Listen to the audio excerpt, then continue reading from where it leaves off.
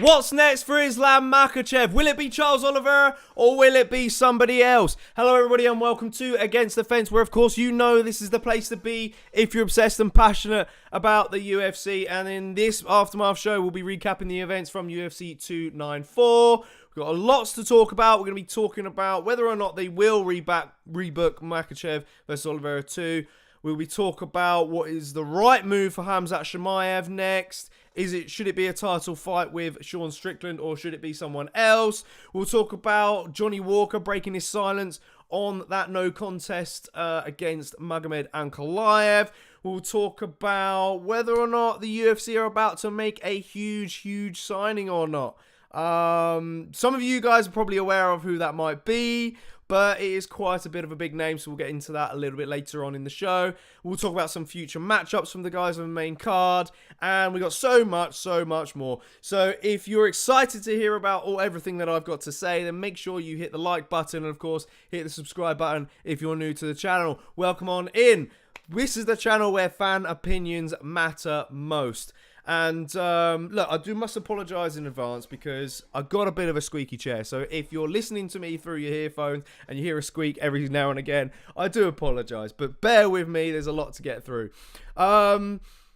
Quick recap, some of the events from the prelims, of course. We caught the prelims this past weekend because we did a full watch along. Thank you guys for tuning in and sticking by us through that. And of course, maybe we met some new friends along the way as well. We had an absolute blast, man.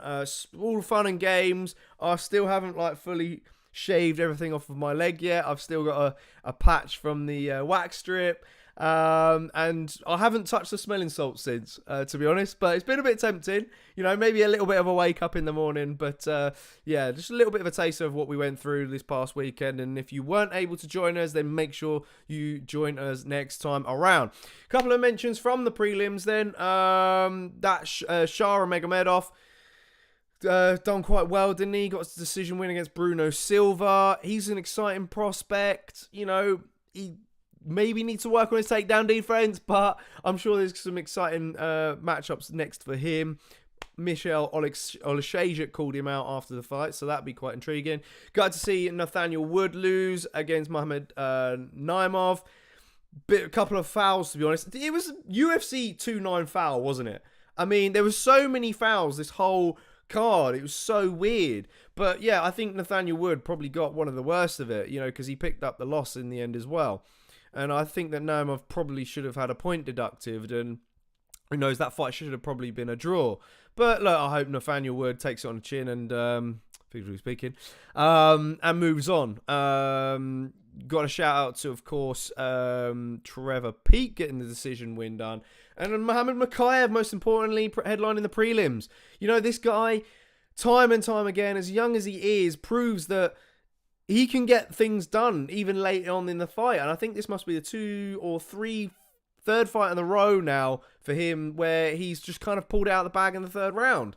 And arguably lost the first two rounds. So, he's calling the shots. He's kind of trying to call out the likes of Kai France at the top of the division. He's poked the bear at Manel Karp a few times as well. Will he get those kind of fights? I'm not too sure. We'll have to see. Maybe people might be inclined to accept them now because, he's not been completely dominating people.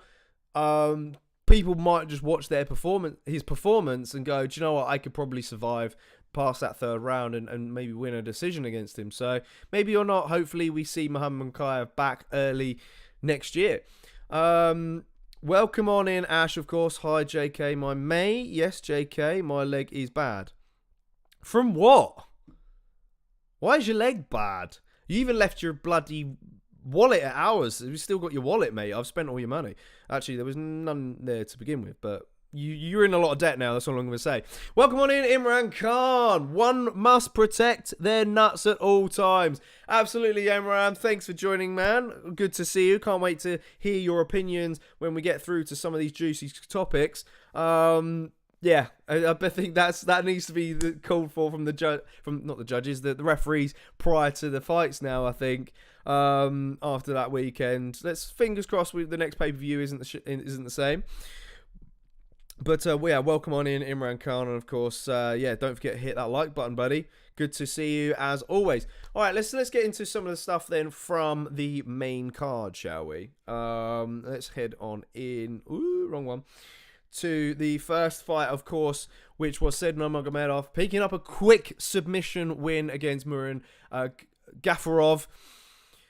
1 minute and 13 seconds to be precise. I mean, look, this guy, he's a bit of a dark horse in this bantamweight division, I think, you know, because this is his 6th submission win overall. It's his 3rd guillotine in the UFC. And, you know, these long arms of him is just super, super sneaky. You know, he's really good with his submissions.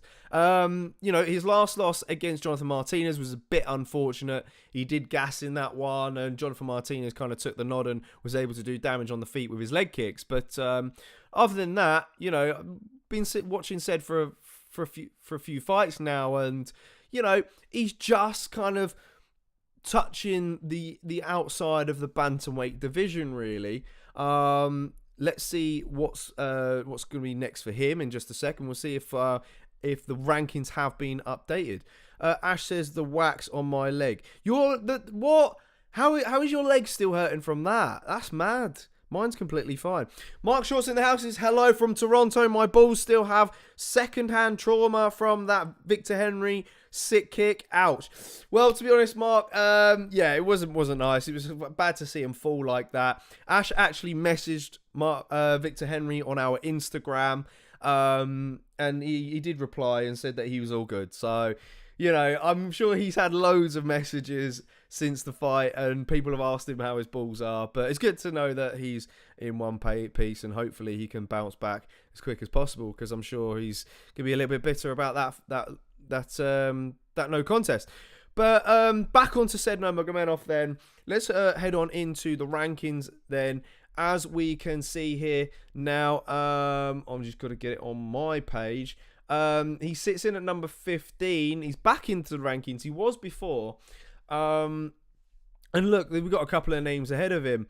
Already, I'm going to give you one that's in the rankings and one that's outside of the rankings. The one that's in the rankings at the moment that I think most of you have probably thought of already would be Chris Gutierrez, who's just in at number 15 there. He's on a 1-5 win streak as well. He's a bit of a dangerous kicker who has been submitted before. You know, and that would be, I guess, Said's path to victory against Gutierrez. Gutierrez, training partner of Jonathan Martinez, who was the last guy to beat Said. So maybe Chris Gutierrez might fancy his chances against Said. He did kind of defend his ranking spot last time out, though. That's a little bit of a downside on that against Atalang Healy. But, yeah, you know, I think that fight was early on this month as well. So timing-wise, that kind of makes a lot of sense. His last loss was against Pedro Munoz. Other than that, he was kind of, you know, stealing the show a little bit there. Will the UFC... I think he would be inclined to accept that fight. I think he's kind of got no choice. Because for him, I can't really see him getting anyone else above him, really. Unless, of course, Ricky Simone maybe loses to Mario Bautista. But there, I think that's pretty much it. The option that I've got for him that is just outside of the rankings would be Kyler Phillips, who is currently on a record of 11-2.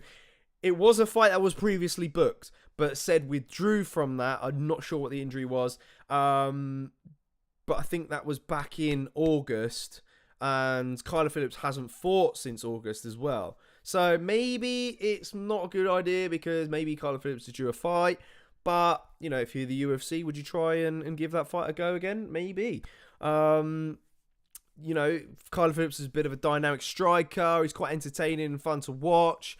So he's maybe a little bit... He's quite small, I think, for a bantamweight. You do wonder whether or not he could cut to a flyweight. Said Nurmagomedov is going to have a lot of height over him and a lot of length. So it'll be interesting to see where that fight how that fight would go. You've still got wax on your leg, Ash. What? Have a shower, mate. Have a shower. Rub it off. Jeez. Come on, man. Imran says, Said gives me Zabit vibes, a little dynamic fighter, but lacks in the cardio department. Yeah, exactly. That's what I said, man. Yeah. Hopefully he can improve on that cardio, because if you push him past maybe the first round, or late into the second, you could probably score points against him. So yeah, I think Chris Gutierrez would be a better matchup for him, stylistically perhaps. That's my opinion. Eunice is back in the house. Yes, Eunice, good to see you in the chats on the weekend. He says, once my guy Rakic comes back, the 205 division is cooked.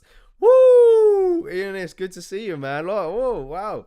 Come straight in about talking about Alexander Rakic. I mean, I don't think we'll be touching base on the light heavyweight division tonight, but welcome on in, Eunice. Can't wait to get your thoughts and opinions on these potential matchups that I've got for you guys, as well as the potential new addition to the UFC roster, which we'll talk about in a sec as well. So do make sure you're sticking around for that, and hit the like button if you've not done so already. Now, as for Muin Gafarov, who fell short second time in a row now, I've got two options for him. One would be the Irishman, that is Kolan Loughran. I think I've said his first name right. Fingers crossed. But because things didn't really go his way back in the UFC, his UFC debut in September, he's quite a bit of an exciting fighter. He's quite, I'd say, stocky for a bantamweight. Probably similar in size to Gafarov, actually. So, maybe perhaps it's a good chance for Gafarov to get back onto the winning ways. For Loughran, I think you got to take that opportunity and, try and get your first UFC win.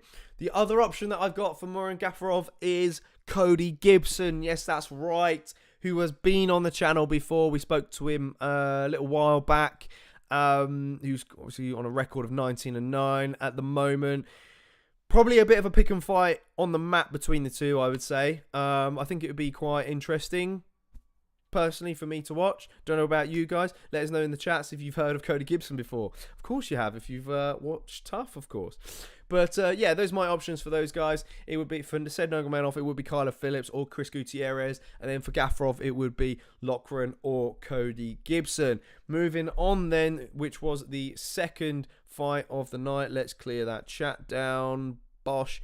Of course, the rising prospect in Ikram Aliskerov. He did enough to scare me off. I'll let that sink in. Continues to show that he's a future problem for the division. He's striving.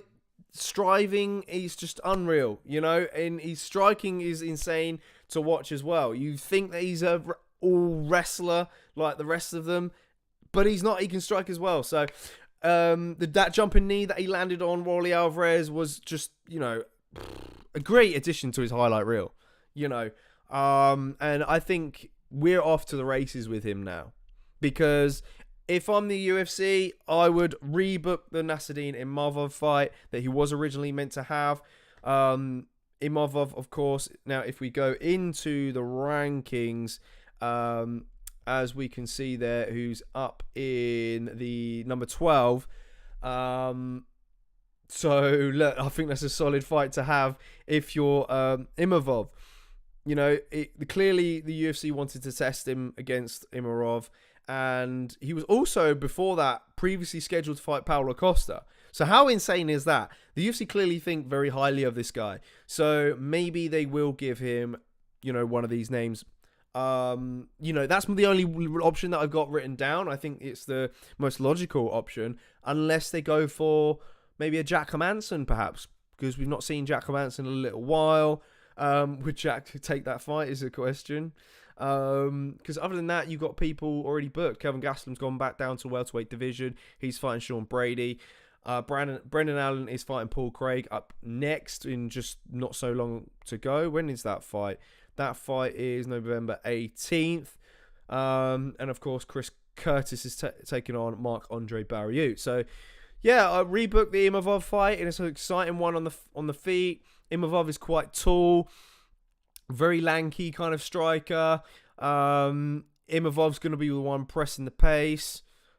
I honestly couldn't. It's a bit of a. I don't really know who to go for in that one, to be honest. Imavov is quite sneaky, and I think maybe a little bit underrated with his striking. Of course, he trains with Cyril Gann. Maybe it would be one for Imavov to wrestle. You know, I think maybe if he does that and he's able to kind of wear on the gas tank with Imavov a little bit, then maybe he can pick him apart on the feet going into the second round. That would be my guess anyway, if from a fan's perspective. But yeah, that's like I said, that's my only option. As for Wally Alves, though, he's only got 2 wins in his last 7. So it's a bit of a slippery slope for him. I wouldn't be surprised if the UFC let him go. But if they don't let him go, I would give him Abu Azaitar, who fought on the prelims this past weekend. But that's if they keep him around.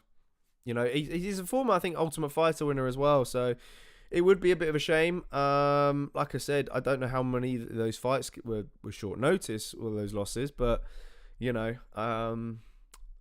looking good. That's all I'm going to say. All right.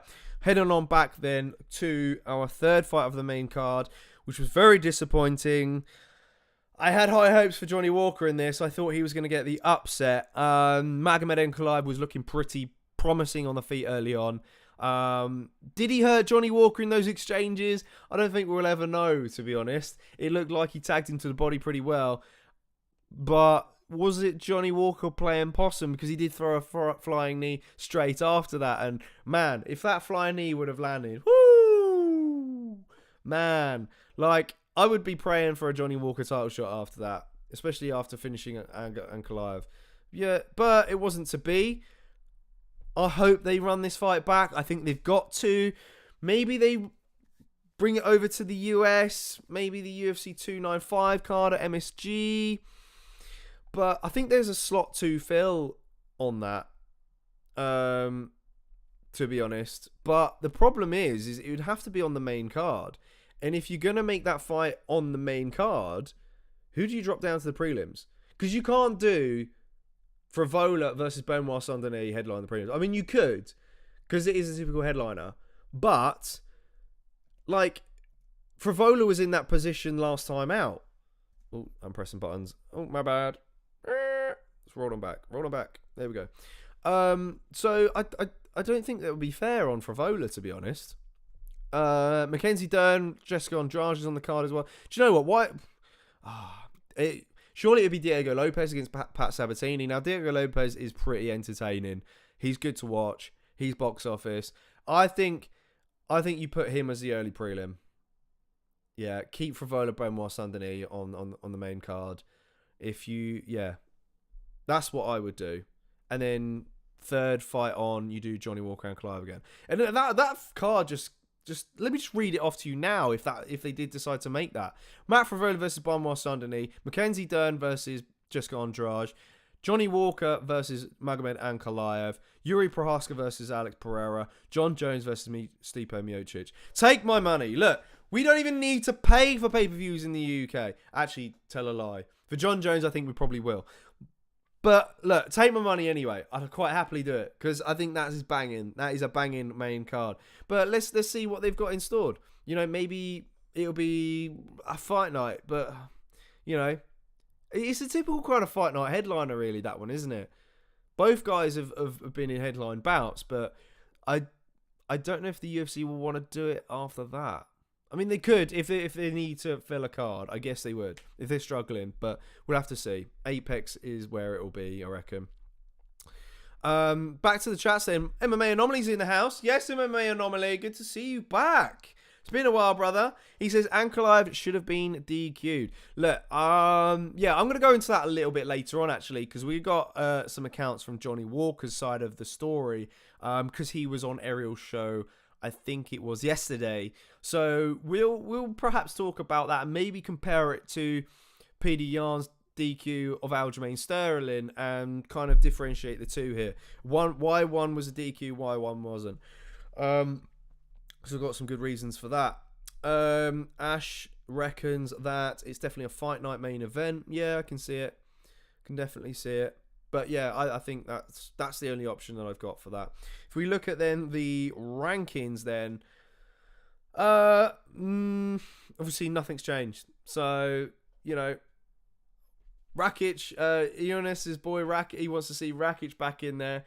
I think Rakic might fight someone like Krylov or someone like that next. But look, that's a good jump for Johnny Walker from 7-2. Should he get the win? I'm hoping for a Johnny Walker win. I really am. Let's fingers crossed, eh? Right, moving on to our co-main event. Because there's a lot. These fights. Some of these fights finish pretty quickly in the main card. Sorry, we're getting through this quick. Especially with that last one. Khamzat Chimaev picking up the win against Kamaru Usman. Reportedly done damage to his hand in the first round. I think I've spoken to a few guys. Some people reckon he didn't. I kind of believe him. He was a little bit hesitant in that second round. I don't know why he didn't really shoot for a takedown properly. Or perhaps maybe he left it quite late in the second. But yeah, it was quite interesting. His striking is good, Chimaev. I do think it is quite good.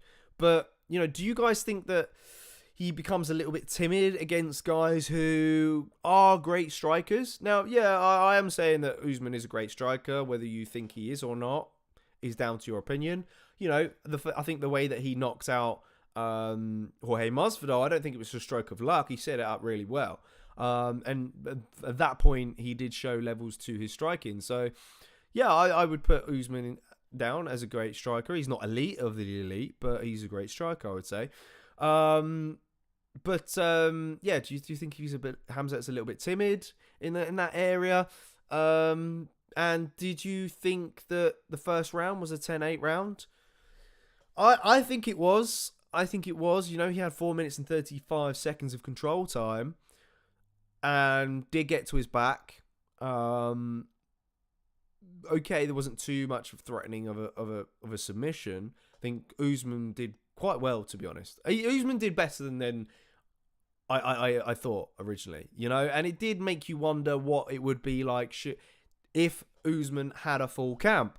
But or would you chalk this up as a Chimaev bad night? Because I think we were all expecting a Chimaev finish, and we're going to be talking about Chimaev again a little bit later on, because there's going to be a lot to talk about in terms of what's next for him.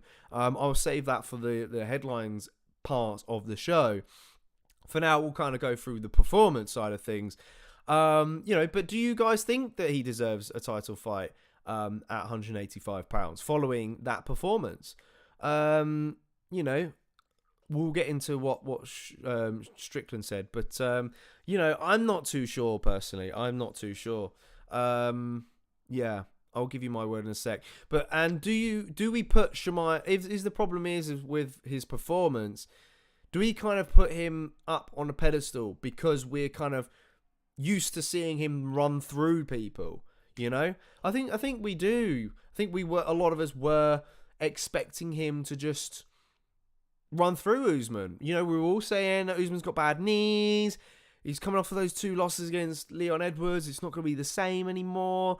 I honestly thought I thought that Khamzat was either going to steamroll him in the first round or Usman was going to pick up a decision, and Usman nearly did pick up a decision. I think, if Chimaev wasn't on Usman's back for majority of that first round, then maybe we would have got an Usman win, perhaps. I don't know. That third round was quite close. Maybe perhaps Chimaev edged it. No, I take that back. I think Chimaev just about did enough in the third. But look, margins. So I says poor Ankalaev just can't seem to get a break. Yeah, man. I mean, that's the thing with Ankalaev. He must be like the unluckiest guy in the roster. And I was talking to our editor, Aaron, about this last night. Getting subbed by Paul Craig in the last second or whatever, last 10 seconds of a fight.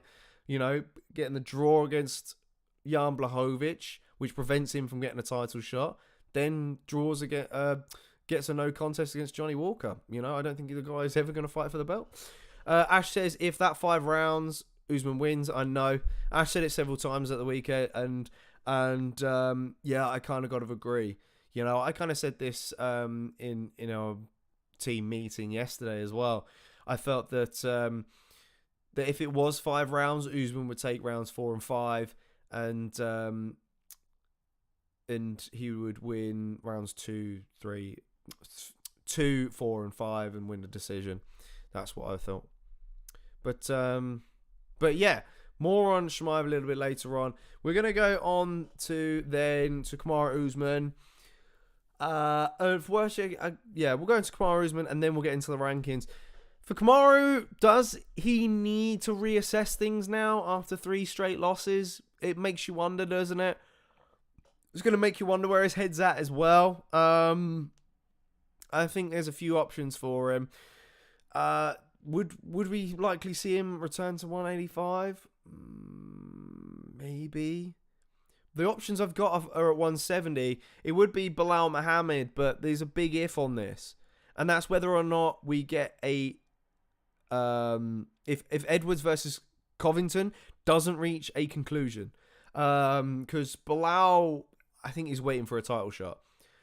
Part of me thinks that he would have taken a Usman fight, and I reckon perhaps that fight was close to being materialized. Because if you're Belal... Actually, we'll go into the rankings now, shall we? Sorry, if you're Belal... oh no, sorry. What's weight rankings are up on here? I think Bilal's in at number 2. If I'm rightly saying, yeah, 2. Kamaru's in at number 1. So yeah, if you're Belal, that's the next person above you, a former champion. Why would you not take that fight? Again, like Belal on a 5-fight win streak does deserve a title shot, I must admit. But if there is a stall in the division, then I think he may be forced to take a fight. I do. But other than that, if Belal Muhammad is not going to be next for Kamaru Usman, I think what would be next would be Shavkat versus Wonderboy winner. Because Usman would be the next step for either of those guys. He really would. We actually don't have the welterweight rankings on here, do we? I don't think we do. Or do we visit my short-term memory is not too great. No, we don't. But yeah, it is what it is. I'll read it off now. So Shavkat's in at number 5. We've got Stephen Wonderboy Thompson in number 6. So other than that, above him is Gilbert Burns. Gilbert Burns has fought Wonderboy. I guess, you know, Shavkat and Burns trained together. Colby's fighting for the belt. And yeah, that's about it, you know. Burns is in a bit of a stalemate at the moment. I think he's going to be forced to fight the winner of Sean Brady and Kelvin Gastelum, unless he fights Jeff Neal, which I think is possible. And because I think Jeff Neal, did Jeff Neal have a win against Burns? Have they fought before? I feel like they may have. Okay, maybe not. I'm wrong in that. All right, yeah, I think that'll be probably next. Jeff Neal versus Burns. I don't know what the hold up is there. I think Burns was injured from that Muhammad fight, so that's maybe what we're waiting for. But yeah, back onto then Kamaru Usman. His chances against Wonderboy. Wonderboy, we've seen countless times against Burns and Belal that he can be taken down. But the question is can he make those adjustments in order to prevent takedowns from Usman? That's the ultimate question there. Shavkat against Wonderboy is a bit of an anomaly fight for me. I don't know how that's going to go. You know, Shavkat's been killing people, but Wonderboy is just such a dynamic striker and very awkward on the feet. I'm not sure if Shavkat can kind of close the distance and do anything significant, really. I hope he can't, because I've got fingers crossed that Wonderboy's going to make a resurgence and make a run for the title. So Wonderboy's my boy, so I'm going to be sticking with him, I'm afraid, on that one. But yeah, Shavkat, Usman, I think they may have done some training together in the past as well. Usman, I think, might be a little bit quicker than Shavkat. Shavkat's length's going to be a bit awkward for Usman. And I guess the length of Wonderboy's going to be awkward for Usman as well. But I think that's where my thoughts are with that. Yeah, feel for Usman, says Ash. Mark Short says, I wouldn't mind seeing Usman at 185. Usman versus Whittaker with a full camp would be fun. And a good fight night main event or co-headliner on a pay-per-view. And that's the top stuff from Mark Short there. Smash like on a video if you like that comment there from Mark Short. Yeah, I think that would be a good one because Whittaker's fought the who's who of middleweight. He's a former welterweight as well. Man, why not? Why not? And then if you're Usman and you lose, is that it? Really? I think it's possible. I think that really possible. I don't think we're gonna see a decent ending for Kamaru Usman, I'm afraid. This is what it is. Ash says, yeah, I did see Whittaker say he would fight Usman. Oh, okay. There we go. Broken Native's in the house. Our boy, Broken Native. Give a round of applause and a like on the video for him. He says Shavkat is the real deal. He will deliver a devastating defeat to Wonderboy. Now, you're breaking my heart here, Broken Native. You're really breaking my heart here, buddy. Don't say that. But, yeah, I mean, to be fair, look, a new contender rising in the welterweight division, I think, would be good for it. So, yeah, I can see both sides, obviously. Like I said, I'm hoping for a Wonderboy resurgence. But if Shavkat does win, look, I'd be happy to see Shavkat fight any of these top 5 people anyway. So, this is what it is. All right, that's my 2 cents on Kamaru Usman. We'll get back. Actually, no, we won't get back to the middleweight division. Well, let's touch upon the rankings adjustments then, I guess. I shouldn't really ignore that. As we can see, Khamzat, wrong Shat. He was moved in at number 9 now. I think is it generous one? I don't know, maybe. Generous slot in there, potentially. I thought they were going to put him a little bit higher, to be honest. I think they've done him well. Number 9's a good spot on 13 fight win streak, undefeated, of course. Lots to be said for him now. Would you make a title shot for him? We'll go into that a little bit later on. I mentioned the question a little bit earlier on, but we'll go into the side of matchup with Sean Strickland. We'll see what he said about the fight in the headline section, so make sure you stick around for that. Moving on then to our final fight of the main card. That shocking outcome between Islam Makhachev and Alexander Volkanovski. A lot of Volk fans upset by that outcome. And rightly so. But look, your boy said it the week before the fight. He said it wasn't a good idea. I said that the UFC shouldn't have made this fight. That Volk could potentially be done dirty here in a way, or done himself dirty by accepting it. Should have taken the time out, defended the belt against Topuria in January, and then seek for the rematch against Makhachev. Now, look, split opinions at this past weekend. A lot of us feel that maybe Volk's time for the lightweight belt has run out. We're not going to see it again.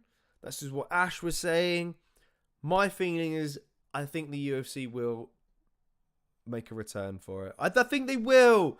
I just think they will. Volk's a fan favourite. They will weigh heavily on that first fight in the way that maybe a lot of fans felt that the Volk won the first one. And I think they'll kind of weigh on that a little bit in making their decisions down the line.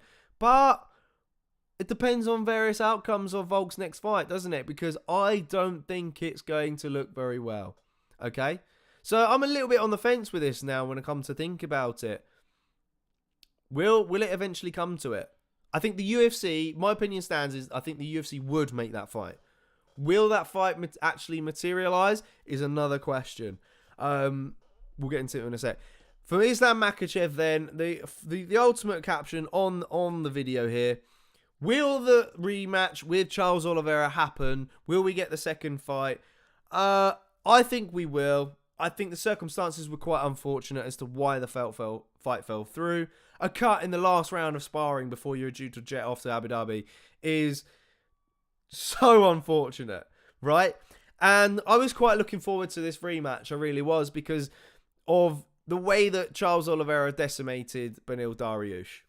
Now, you could say, but JK, look, Volkanovski deserved to fight Islam. The way that he ran through Yair Rodriguez was a good sight, and it was insane to watch. Yeah, but not on short notice. Just wasn't a fan of that idea. I really wasn't. But yeah, Charles Oliveira, he said in the first fight, of course, that he felt he wasn't the same that night. Maybe he had an off night. So for that reason, I'm like, okay, run it back. Fair enough, because when you look at the division, there isn't much else, really. There isn't. But for whatever circumstances may be, if we can't have the Charles Oliveira fight just yet, then I think the only other option would be Justin Gaethje, of course, who's the BMF champ. You know, it's a good selling point for the UFC. I think they would make Gaethje rock up to the press conference, the weigh-ins with the belt, because it's going to sell the pay-per-view. And I think they will need that to sell the pay-per-view, because without it, would this fight really sell? Knowing that we saw Khabib completely dominate Gaethje. You know? A lot of fight fans are going to expect the same outcome from Makhachev. You know, especially if Gaethje is this person who comes forward and could likely get taken down at ease from Makhachev. But Makhachev's a bit of a striker now, so, you know, if Makhachev fancies his chances on the feet and makes that decision, which could end up regretting, maybe perhaps Gaethje can pick him apart on the feet. I think Gaethje can. You know, don't get me wrong. I think his leg kicks are devastating and would slow Makhachev down massively, but I don't know. MMA Anomaly says he will obliterate Charles again. Yeah, I can see it. I can see it. I really can. I think he would. You know, maybe does he sub him again, or does he stop him via strikes this time, or would it be a close decision? Don't know. What do you reckon? He also says Mike Breeden came in with a similar cut and won his fight while literally having skin hanging off, though. Do you know what? I actually didn't see that. I don't think I saw the cut from Oliveira. So, yeah, well, Islam fans are going to question that for sure. It is, like I said, it's a bit unfortunate. But yeah, those would be my options. Of course, I think it's pretty clear. Charles Oliveira or Justin Gaethje. For Volk, then, moving on.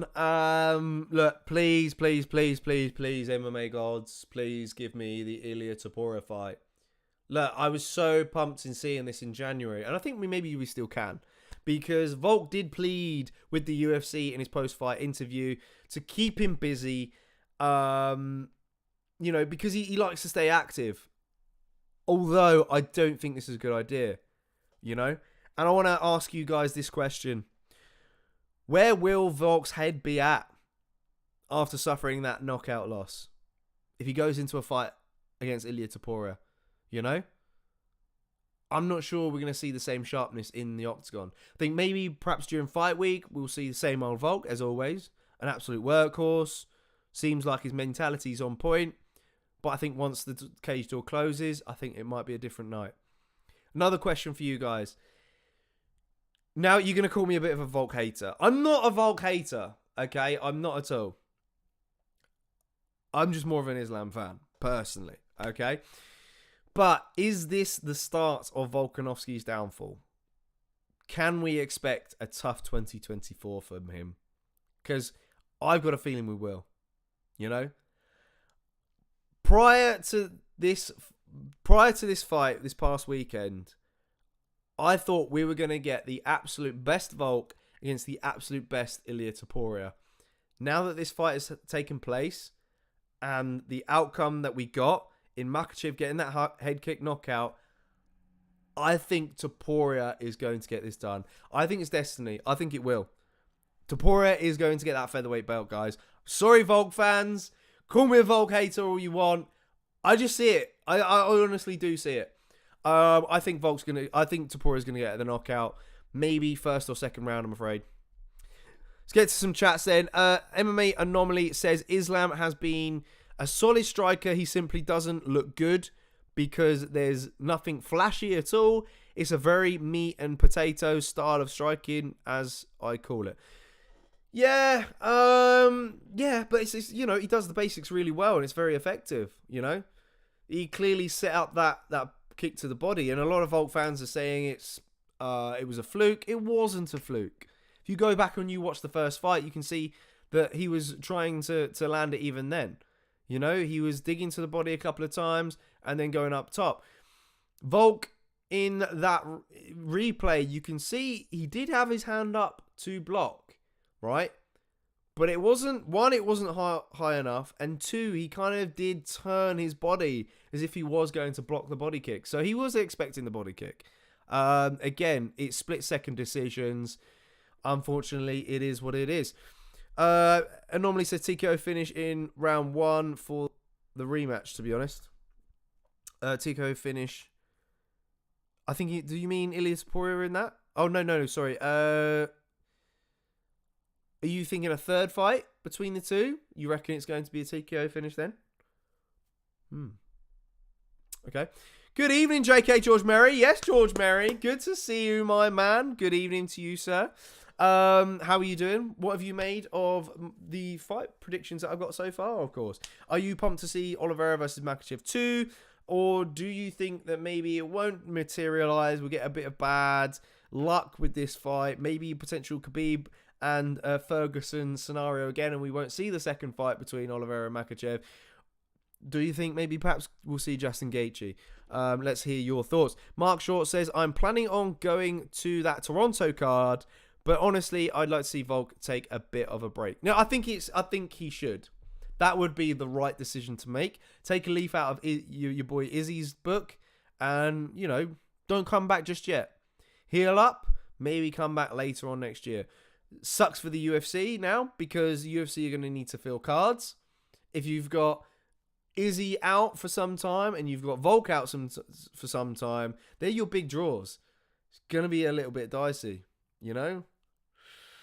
Could be a tough year for MMA fans in the UFC as well. MMA normally says, I think Islam rules 145. 145? You mean 155?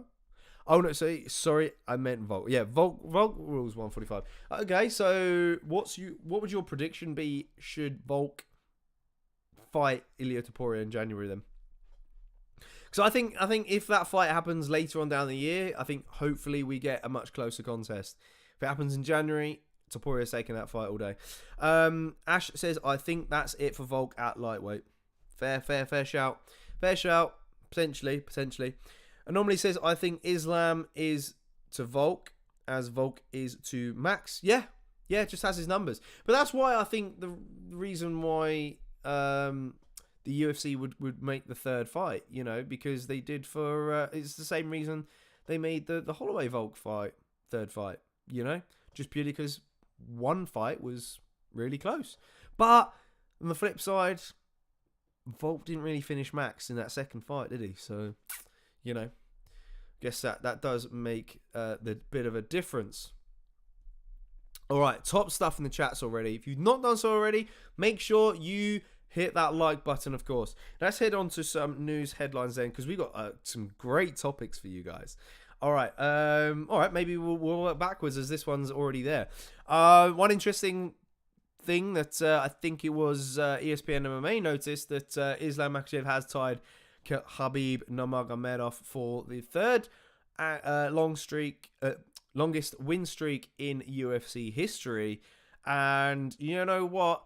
In Makhachev's next fight, he will tie Khabib's defense record. So there's going to be a lot riding on that next fight, and that's just going to make his next fight so much more intriguing. Anomaly says Islam Charles rematch. Okay, good stuff, man. Breezy's in the house. Good morning. Better late than ever. Whoa, Breezy, where have you been? We've gone through absolutely loads, my man. What did you make of the potential matchup between Oliveira and Makhachev? And do you think that that Volkanovski should take some more time out? Do you think that perhaps Topuria would beat Volk if the fight was made in January? Because that's the thoughts there. George Merry says, I think Volk will return if Islam isn't champ. The UFC won't do a third one just yet. I reckon a few more contenders need to come through at featherweight. I want Charles rematch, but the Justin too. Ooh, so George is swaying between both. He says, but Justin versus Islam will just be like Khabib versus Justin, in my opinion. Yeah, I'm with you on that one as well. Yeah, Oliveira is the better matchup. It really is. Yeah, but yeah, look at that for stats. This is one that's pulled out by the facts man himself in Ash. So thanks for Ash for pulling this out of the archive.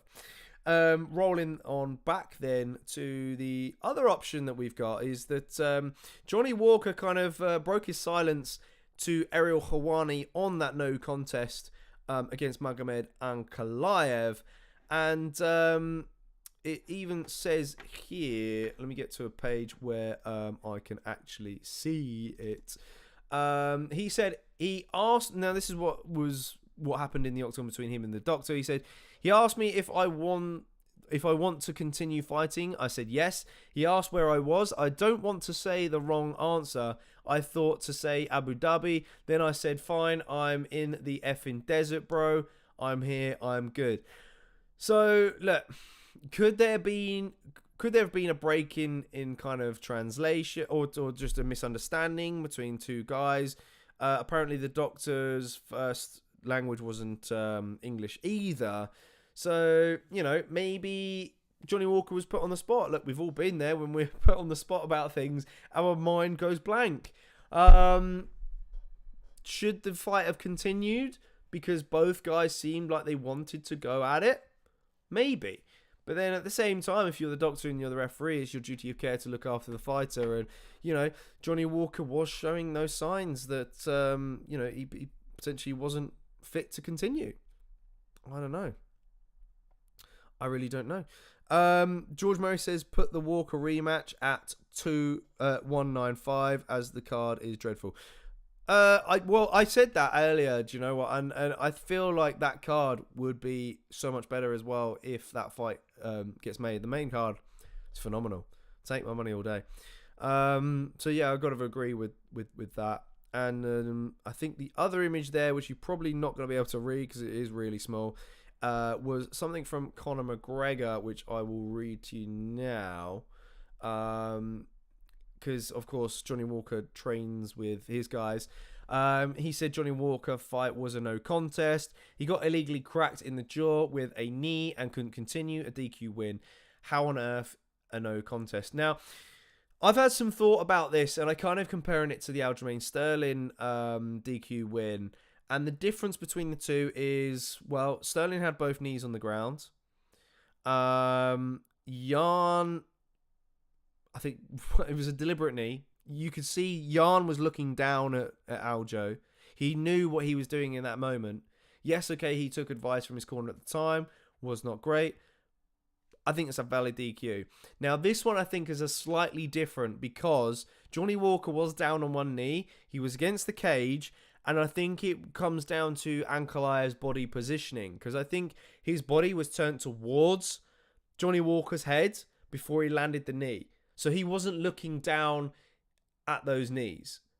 So I think that's the reason why it's been deemed a no contest. That's my opinion anyways. If you're wrong, if you think I'm wrong, and you got something else to come back with, fair enough. Get you in the chats because it'd be quite interesting to hear your thoughts on this. That was a crazy moment, says Ash. We get some more chats about Islam in just a sec. But yeah, that's kind of my thoughts on it. That's why I think that was deemed a no contest. Moving on then to the other option.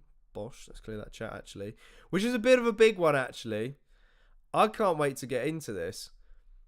Now, I don't know if you guys saw who was at the event and you saw Dana White's speech at the post-fight press conference, but some questions were asked about Michael Venom Page. Is Michael Venom Page due to sign for the UFC? Because Dana in that post-fight press conference said, we would like to sign him. And he also said, Michael Venom Page would like to join the UFC. So he was very tight-lipped. Okay, could this week be the week? Now, there's a lot of questions to come from this. Is it the right time for Michael Venom Page to make the move? 2 reasons, yes and no. I can see why. Yes would be, well, he's only got 2 losses on his record. Pretty impressive still. He's flashy with devastating knockouts on his resume. He's headline events in London, right? And I'm pretty sure they think the UFC do need more people. They've seen the London crowd. They know what we're all about. They need plenty of options to potentially headline fight nights. So Michael Venom Page would be an option. He is coming off of a win, which is a good sign, of course. Who wants to, signing someone off of a loss is not that great. And he has talked about previously, a while back, about joining the UFC, even though he was signed to Bellator. Now, the reasons why this isn't a good idea is, at the moment, there's not much hype around him. There really isn't, We've seen him fall against wrestlers. That was 2 fights ago. He did lose to 1. So that's not great, especially in the top echelon of the welterweight division. He's 36 years old now. So maybe if you're the UFC, you'll only get a few fights out of him, perhaps. If you're the UFC, what do you guys think? If you're the UFC, do you take the risk? I mean, is it a risk? Maybe not. I guess you might as well take him on, right? He's entertaining to watch. Look, I've been wanting to see Michael Venom Page in the UFC for so long. Like, it's got to be nearly 10 years, right? Like, especially his peak was when he crushed Cyborg's skull, right? That was peak Michael Venom Page. If we got him in the UFC then, woo, mate. And who was kicking around at the time? Conor McGregor. We'd be flying, right? But I think it's still a good time for it. I do, but we're just not going to get much, unfortunately. Might as well. We'll get into some more chats in it. So what do you think? What do you guys think? Do you think that Michael Venom Page, are you excited about that potential signing? Or are you not really that bothered? I guess the ultimate question next is, which fighter should welcome him to the UFC? There's some options here. Fight fans, I think, will be screaming for a fight with Stephen Wonderboy Thompson. However, would that really be an entertaining fight? Because I don't think so. If Wonderboy loses to Shavkat, then I can see that fight being made. But both guys are very similar in their style, and sometimes when people are very similar and they're very technical strikers, it does become a little bit of a chess match on the feet. I think it would be a fight night headliner, but I gotta tell you now, it wouldn't be entertaining to watch. So if that's not the other option, they could pair him up with Jeff Neal, of course, who's not been booked. We previously mentioned earlier, he's in at number 8. Maybe. So, unless they do make that Gilbert Burns fight. I think Jeff Neal would be a good one for Michael Venom Page. Jeff Neal is a little bit of an underrated striker. He's a very good striker, but against MVP, who's very tall, very long, I can see Jeff Neal having problems. He did against Wonderboy as well. So that would be a good fight for Venom Page to get himself into the top 10 and, create sparks in the welterweight division. Especially, when Khamzat's now moved to middleweight. What do you guys reckon? What do you guys reckon indeed? I think the UFC's safe option would be Kevin Holland. Do you know what? Kevin Holland, I was talking about this last night.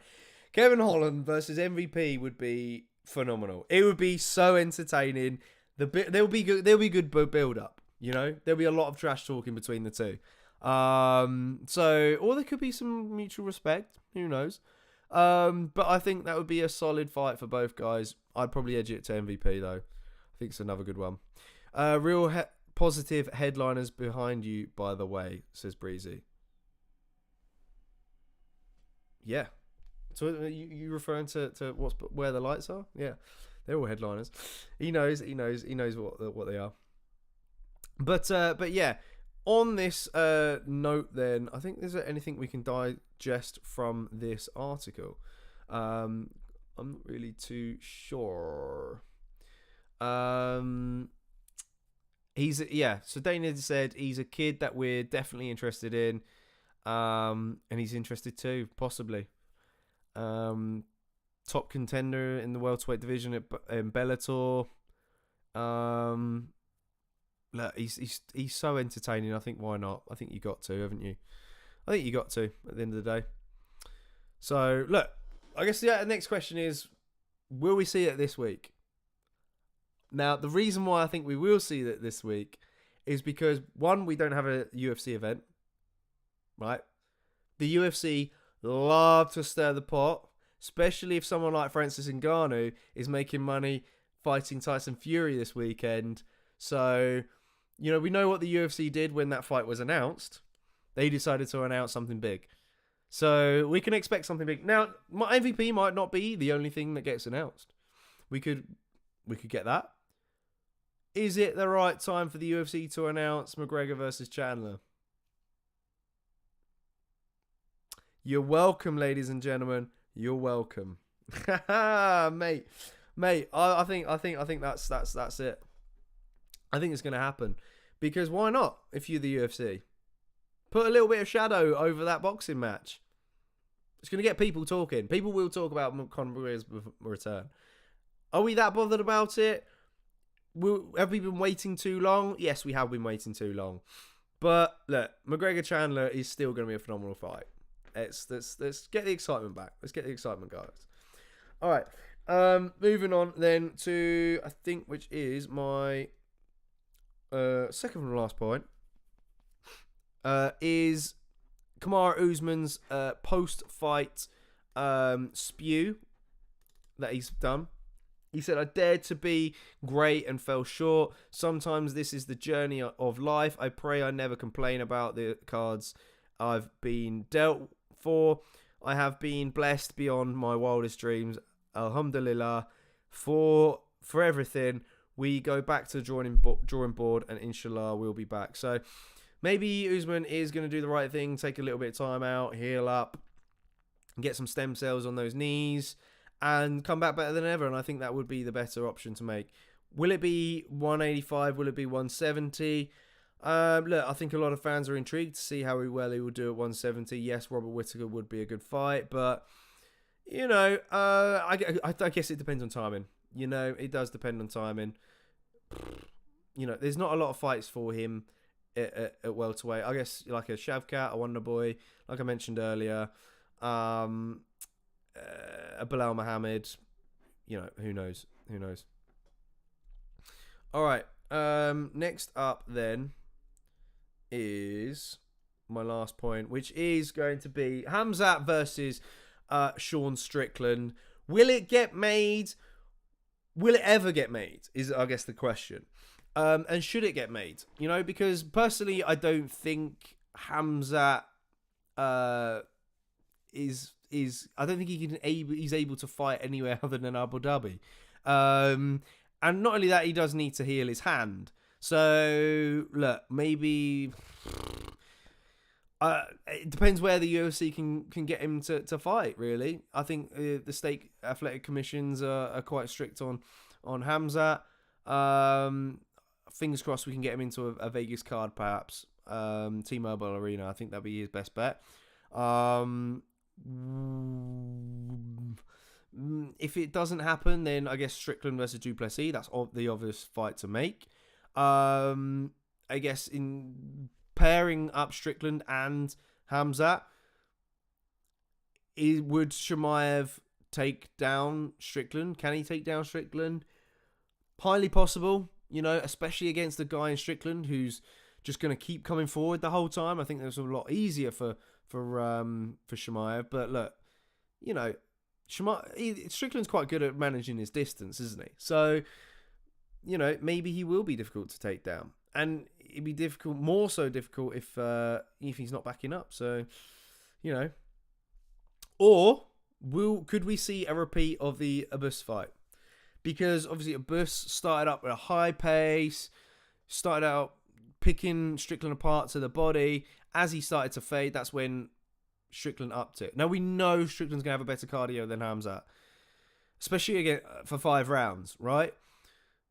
But we could see Khamzat get a little bit desperate with takedowns, tire himself out there, especially if he's not able to take Strickland down. I honestly don't know. Will he be able to?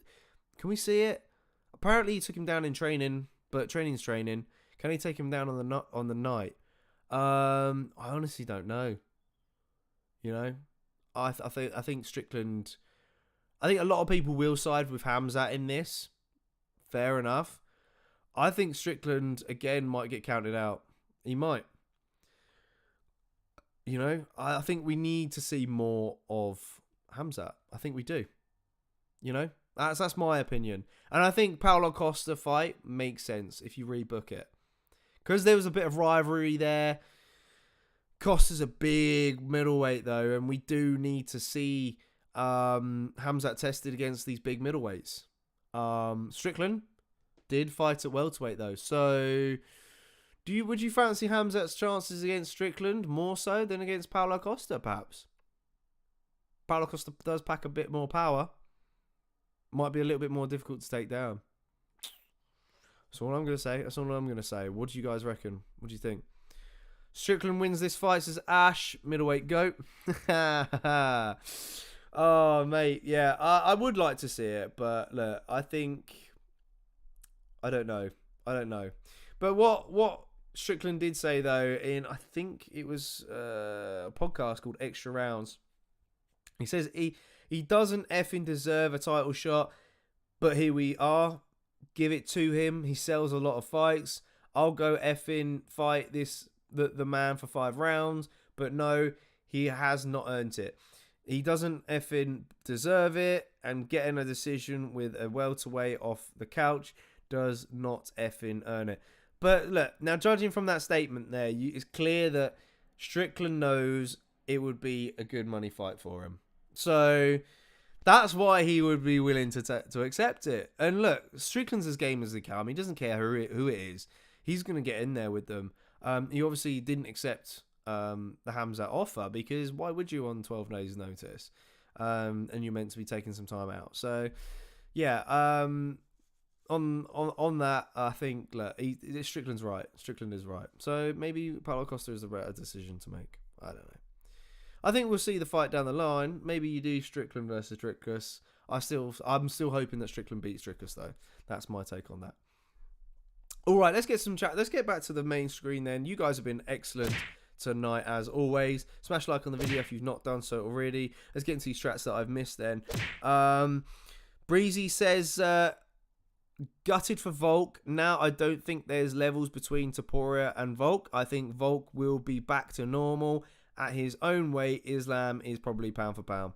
Yeah, without a doubt. Okay, so a different spin from Breezy there. Like I said, I think it's gonna be a tough year for Volk next year. I'm afraid.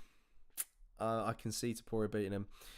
Sorry, I've just done that one. Oh no, sorry, that is one he's not done yet. Islam is just next level, so seeing Volk fight him and go the way he did probably makes you doubt his next fight. But Islam's skill set versus Topuria is a different story. Yeah, agreed. Yeah, absolutely. And look, I think Topuria is a little bit undersized for lightweight as well. And he might want to call for a shot of the lightweight belt later on down the line. Should he beat Volk? George Murray says title reign wasn't that impressive as Jones, Silva, or Mighty Mouse. I think he's referring to Khabib there. Yeah, he was. So Khabib was good, but his belt, reggie. Yeah. I know it was good. We didn't see more of Khabib. You know, it is what it is. But hey, I don't know. George Murray says Khamzat versus Dricus #1 contender fight. Yeah. Look, we didn't even consider that. I'd run that. And apparently Dricus is a big middleweight as well. So look, yeah, imagine Paulo. How annoyed would you be if you're Paulo Costa and you get passed up next time around because of staph infection? But that's the thing. You know, Costa's pulled out with several fights now, and I don't think the UFC can trust him. And that's why I think, were trying to feed him that the guy who fought early on in the card in Ikram Aliskerov. You know, that's my thought. That's my thought. But look, like I said, guys, you've been amazing. I'm going to wrap this up now because I've got to get myself to bed. It's late over here in the UK. No event this weekend, so there'll be no watch along. But do make sure you've got the notifications bell rang on our channel. Sorry, wrong button. Ha! There we go. That's what I wanted. That to come up. Like I said, hit that notifications bell on the channel because you never know what's going to come your way. We've got lots of content for you to digest. We've got a fun game that we recorded with Modestas Bukauskas. He's going to be fighting next weekend. So do stay tuned for that. I take him on in Guess the Fighter Judge from the Emoji. So look, it's going to be that's a real fun watch. Trust me. You guys are going to enjoy it. So make sure you stick around for that. All right, I'm going to be going for good now. So like I said, hit like on the video. Peace out, guys. And I'll see you on the next one. Ciao for now.